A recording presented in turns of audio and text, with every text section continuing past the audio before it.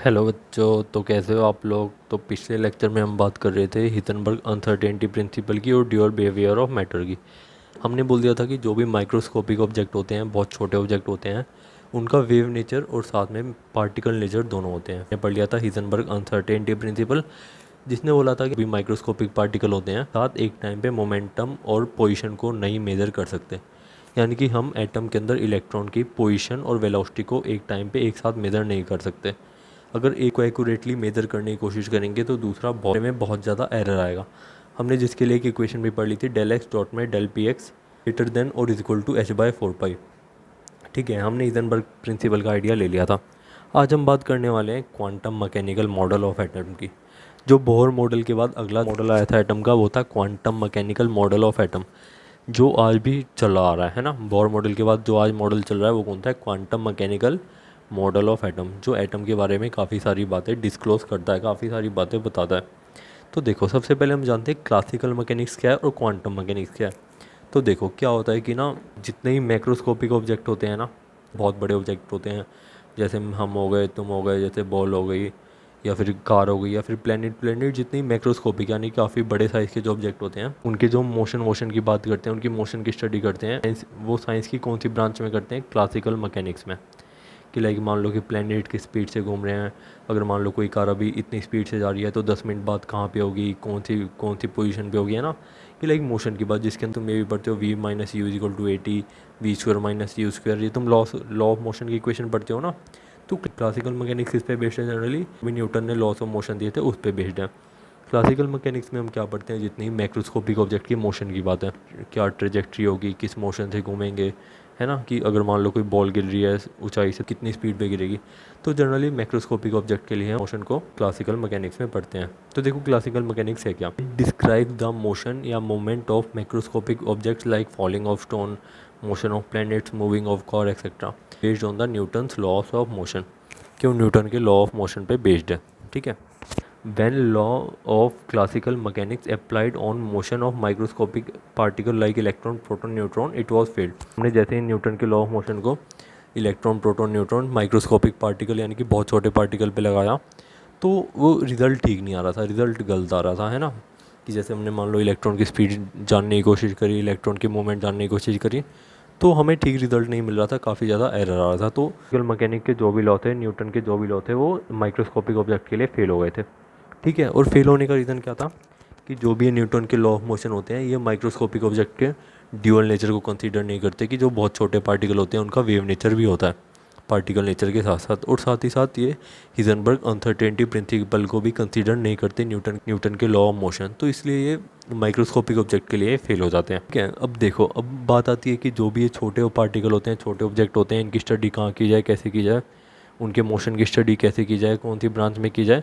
जो नई ब्रांच आई केमिस्ट्री की, जिसके अंदर हम माइक्रोस्कोपिक पार्टिकल की स्टडी करते हैं, इलेक्ट्रॉन, प्रोटॉन, न्यूट्रॉन के मोशन की स्टडी करते हैं, उसे क्या बोलते हैं? Quantum mechanics. ये किसने डेवलप करी थी? ये करी थी हिजनबर्ग और स्क्रोडिंजर ने मिलकर की थी। ठीक है। तो देखो, ये है क्या? Branch of science. ये जनरली थ्योरेटिकल है, कोई इतना इसका एक्सपेरिमेंटल प्रूफ नहीं है, थ्योरेटिकल है, मैथमेटिक्स बेस्ड है। which deals with the motion of microscopic object like proton, electron etc is called quantum mechanics। ऐसी ब्रांच है साइंस की जो माइक्रोस्कोपिक ऑब्जेक्ट के मोशन के साथ डील करती है। ठीक है। तो कॉन्सेप्ट पे वर्क करती है, किस प्रिंसिपल पे वर्क करती है? कि ये जो ड्यूअल नेचर ऑफ मैटर होता है और साथ साथ हिजनबर्ग अनसर्टेनिटी प्रिंसिपल, इन दोनों के कॉन्सेप्ट पे वर्क करती है। इन दोनों कॉन्सेप्ट को कंसीडर करते हुए ये अपनी थ्योरी देती है। ठीक है। तो आगे बढ़ते हैं। वो तो हुई आपकी क्वांटम मैकेनिक्स की बात की, जिसके अंदर हम माइक्रोस्कोपिक ऑब्जेक्ट के मोशन की स्टडी करते हैं। अब देखो, quantum mechanical model of atom है क्या? हमने बोहर मॉडल ऑफ एटम समझ लिया था, उसकी लिमिटेशन समझ ली थी। अभी अभी quantum mechanical model of atom है क्या? तो देखो, ये ऐसा मॉडल है जो किस पे बेस्ड है? माइक्रोस्कोपिक ऑब्जेक्ट जो होते हैं उनके वेव नेचर पे बेस्ड है। कि पार्टिकल और वेव नेचर दोनों पे बेस्ड है, कि मतलब इलेक्ट्रॉन वेव नेचर भी शो करते हैं। तो कुछ इस थ्योरी पे ये बेस्ड है। ठीक है। और ये quantum mechanical model of atom कैसे डिस्क्राइब किया जाता है? एक इक्वेशन से डिस्क्राइब किया जाता है। इस इक्वेशन को क्या बोलते हैं? Schrödinger wave equation. स्क्रोडिंजर ने इक्वेशन दी थी। ये टोटली मैथमेटिक्स बेस्ड है, बहुत ज़्यादा एडवांस्ड मैथमेटिक्स बेस्ड है। अभी हमें इसके डीप में नहीं जाना, ठीक है, क्योंकि बहुत ज़्यादा वास्ट टॉपिक है, पूरा मैथमेटिक्स ही है। तो अभी हमें इसके डीप में नहीं जाना, बस हमने इसकी बेसिक आइडिया लेना है, जो हमारे काम का है। ये जो इक्वेशन है ये किस पे बेस्ड है कि जो भी इलेक्ट्रॉन वेव की तरह मोशन करता है, पार्टिकल की तरह मोशन करता है न्यूक्लियस के अराउंड थ्री डायमेंशन में, उस पे बेस्ड है ये इक्वेशन। ठीक है, ये इक्वेशन बताती है कि जो इलेक्ट्रॉन है वो किस तरह से मूवमेंट करता है न्यूक्लियस के आसपास। देख रहे हो कि स्क्रोडिंजर ने कितनी खतरनाक इक्वेशन दे दी थी। जब भी स्क्रोडिंजर ने इक्वेशन बनाई है, जब भी अपनी क्वांटम मैकेनिक्स बनाई, जो बाकी साइंटिस्ट के पास लेके गया तो बाकी साइंटिस्ट को तो शुरू में समझ ही नहीं आई कि उन्होंने कहा ये क्या बना के ले आया, क्या है, कुछ समझ ही नहीं आ रहा। इनिशियली तो समझ नहीं आई, बट धीरे धीरे जब काम करा तो ये वर्क करने लगी। तो टोटली ये मैथमेटिक्स बेस्ड है। ठीक है, इसको क्या बोलते हैं, जाई। इसको क्या बोलते हैं, ये वाले सिंबल को जाई। ठीक है, ये क्या है, वेव फंक्शन है किसी भी इलेक्ट्रॉन वगैरह का। और ये एक्स वाई जेड क्या है, कोऑर्डिनेट है इलेक्ट्रॉन के, कि न्यूक्लियस है, न्यूक्लियस के आसपास जो इलेक्ट्रॉन है वो एक्स वाई जेड किस कोऑर्डिनेट में है, तो एक्स वाई जेड कोऑर्डिनेट को रिप्रेजेंट कर रहे हैं। ठीक है, और ई क्या है, total energy of electron, V क्या है, potential energy of electron, M क्या है, मास ऑफ इलेक्ट्रॉन, एच क्या है, प्लैंक्स कांस्टेंट। ये d square by d x square, d square by d y square, d square by d z square, ये सब क्या है, पार्शियल सेकंड डेरिवेटिव है। कि जैसे x का पार्शियल डेरिवेटिव कर दिया, सेकंड डेरिवेटिव y का कर दिया, ये तुम आगे जाके मैथमेटिक्स में पढ़ोगे कि पार्शियल डेरिवेटिव होता क्या। तो ठीक है, ये इक्वेशन लर्न वन तुम्हें करने की ज़रूरत नहीं है, बस एक बार आइडिया ले लो। हम एक बार धीरे धीरे चीज़ों को समझने की कोशिश करें कि actually quantum mechanical model of atom है क्या। तो ये इक्वेशन जो है quantum mechanical model of atom को बताती है। ठीक है, और हम इस स्क्रोडिंजर इक्वेशन को जो बड़ी सी हमने पढ़ी है, इसे हम शॉर्ट में कैसे लिख सकते हैं, एच जाई इज इक्वल टू ई जाई। एच क्या है, हैमिल्टोनियन ऑपरेटर है, जो कि एक मैथमेटिकल ऑपरेटर है। अब ऑपरेटर क्या होते हैं, तुम्हारे मन में डाउट आया होगा। ऑपरेटर कुछ भी नहीं, सिंपली मैथमेटिक्स से कुछ ना कुछ फंक्शन होते हैं। मान लो जैसे 4 है, 4 का हमने अंडर रूट कर दिया तो क्या आ जाएगा 2। तो इधर अंडर रूट क्या है, एक मैथमेटिकल ऑपरेटर है, मैथमेटिक का फंक्शन है जो वैल्यू को चेंज कर रहा है। तो सिमिलरली एक ही मैथमेटिकल ऑपरेटर है, जैसे मान लो स्क्वायर भी एक मैथमेटिकल ऑपरेशन है। ठीक है, तो जनरली एक मैथमेटिक्स का एक फंक्शन है। डीप में हमें नहीं जाना है बिल्कुल, बस हमें बार बार से आइडिया लेना है। अब देखो, तुम्हें मालूम होगा कि हम जब भी कोई भी क्वाड्रेटिक इक्वेशन को सॉल्व करते हैं तो हमारे पास कुछ रूट्स आते हैं ना, कि प्लस रूट माइनस रूट है ना, 2-3 रूट आते हैं। तुम्हें मालूम होगा क्वाड्रेटिक इक्वेशन को जब भी सॉल्व करते हैं, और उसमें से कुछ रूट एक्सेप्टेबल होते हैं, कुछ नहीं होते, क्योंकि वैल्यू माइनस में आती है, किसी की पॉजिटिव में आती है। तुम्हें याद हो तो कुछ एक्सेप्टेबल होते हैं, कुछ नहीं होते, है ना। हम स्क्रोडिंजर इक्वेशन को सॉल्व करते हैं तो हमारे पास कुछ सॉल्यूशन आते हैं, कुछ रूट आते हैं उस इक्वेशन के। ठीक है, उस इक्वेशन से हमें डिफरेंट वैल्यू मिलती है, एनर्जी और वेव फंक्शन की हमें डिफरेंट वैल्यू मिलती है। और स्क्रोडिंजर इक्वेशन को सॉल्व कैसे करते हैं, हायर मैथमेटिक्स की हेल्प से, एडवांस मैथमेटिक्स की हेल्प से। ठीक है, तो जब भी हम स्क्रोडिंजर इक्वेशन को सॉल्व करते हैं तो हमें अलग अलग वैल्यू मिलती है एनर्जी की, और उस एनर्जी के कॉरस्पॉन्डेंस कुछ ना कुछ वेव फंक्शन की वैल्यू मिलती है। ठीक है, उस एनर्जी के कॉरस्पॉन्डेंस, उस एनर्जी के साथ साथ हमें वेव फंक्शन की वैल्यू मिलती है।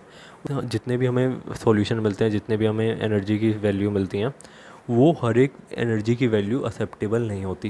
कि जैसे मान लो E1 E2 E3 है, एक्सेप्टेबल कौन कौन सी थी, E1 और E3। E2 एक्सेप्टेबल नहीं थी कि वो एनर्जी मैच नहीं खा रही थी एटम के हिसाब से। तो यानी कि इससे क्या साबित होता है कि जो भी इलेक्ट्रॉन है वो क्वांटाइज्ड एनर्जी लेवल में ही रहता है। ऐसे नहीं कि अपनी मर्ज़ी से किसी भी एनर्जी लेवल में रह जाएगा, नहीं, वो फिक्स एनर्जी लेवल में रहता है, जिसके कॉरस्पॉन्डिंग कुछ ना कुछ वेव फंक्शन होता है। और ये वेव फंक्शन क्या करता है, इलेक्ट्रॉन का सब कुछ बता देता है। इसको क्या बोलते हैं, information box of an electron के बारे में सब बता देता है। मान लो जैसे हमें एनर्जी पता है, जैसे मान लो एनर्जी है उसकी -5 किलो जूल, तो उसके कोरस्पॉन्डिंग कुछ ना कुछ वेव फंक्शन होगा, वो वेव फंक्शन बता देगा कि पोजीशन क्या है ना, वो किस एरिया में है, किस कोऑर्डिनेट में है। तो इलेक्ट्रॉन का सब बता देता है। ठीक, all the energy levels we get may be possible और not, only some energy levels are possible, that's why energy of electrons are quantised और फिक्स्ड।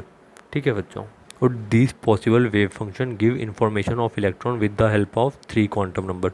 और जो भी फंक्शन आई है, ये इलेक्ट्रॉन के बारे में जानकारी देता है, किसकी वजह से, 3 क्वांटम नंबर की वजह से, N, L and M. N क्या प्रिंसिपल क्वांटम नंबर, एल क्या है एजीम्यूथुअल क्वांटम नंबर, और एम क्या मैग्नेटिक क्वांटम नंबर। ये हम नेक्स्ट लेक्चर में क्वांटम नंबर के बारे में पढ़ने वाले हैं। ठीक है, तो इसको नेक्स्ट लेक्चर में डिटेल में पढ़ेंगे।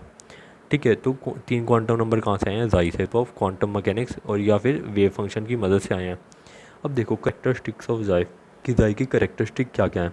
तो देखो, ऑल तो जाई का कोई फिजिकल सिग्निफिकेंस नहीं है, जो भी वेव फंक्शन है इसका कोई फिजिकल सिग्निफिकेंस नहीं है, बस एक मैथमेटिक टर्म है। ठीक है, बट हाँ, जब भी हम जाई का स्क्वायर करते हैं, जाई के मोड का स्क्वायर करते हैं किसी भी पॉइंट पे, तो हमें क्या मिल जाता है, इलेक्ट्रॉन की प्रोबेबिलिटी डेंसिटी मिल जाती है, कि उस पॉइंट पे इलेक्ट्रॉन की कितना मौजूद होगा, उसकी डेंसिटी क्या होगी।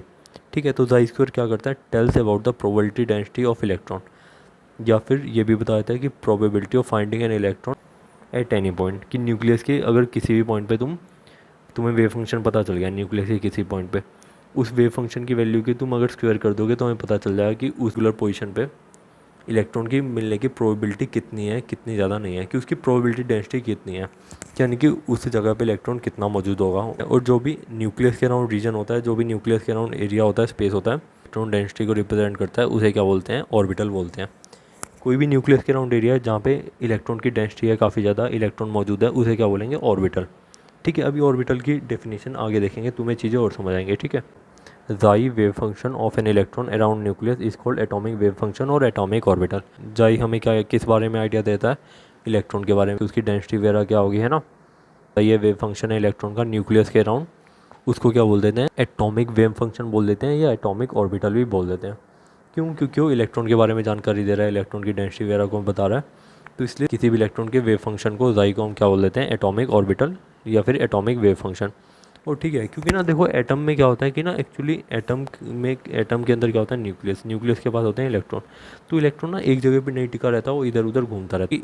इन an atom there are many atomic orbital, कि एटम के अंदर there are many atomic orbital, की किसी भी एटम के अंदर बहुत सारे एटॉमिक ऑर्बिटल होते हैं। अभी एटॉमिक ऑर्बिटल की डेफिनेशन बहुत अच्छे से हम देखने वाले हैं। ठीक है बच्चों, तो आगे बढ़ते हैं। देखो, movement of electron around nucleus is like bee and hive, कि न्यूक्लियस जो है, जो इलेक्ट्रॉन जो है न्यूक्लियस के अराउंड मालूम है कैसे घूमता है, जैसे मधुमक्खी अपने छत्ते के आसपास बार बार घूमती रहती है, आती रहती है, जाती रहती है, इसी तरह से इलेक्ट्रॉन न्यूक्लियस के आसपास आता जाता रहता है, एक जगह पे वो नहीं टिकता।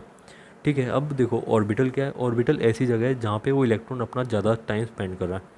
मान लो इलेक्ट्रॉन अपना ज़्यादा टाइम न्यूक्लियस के पास स्पेंड कर रहा है, तो जहाँ पे वो ज़्यादा देर के लिए रहता है उसी को क्या बोलते हैं, probability of finding an electron या फिर ऑर्बिटल।